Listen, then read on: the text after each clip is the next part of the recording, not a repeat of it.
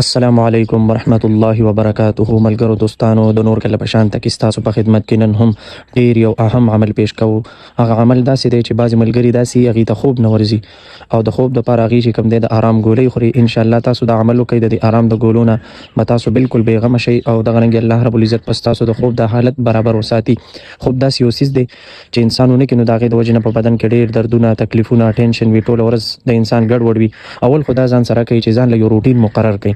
د شپې به زه دا ټیم د کېږم سحر به دا ټیم پاسېږم د ورځې به زه دونه ټیم خوب کوم. دا سنت نبوي دی.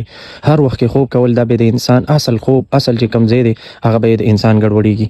نو که بیا انسان په روټین کې دی او دا خوبونه برابر نه دي نو دا عمل وکړي ان شاء الله ډیره فائدہ به تاسو لدر کی.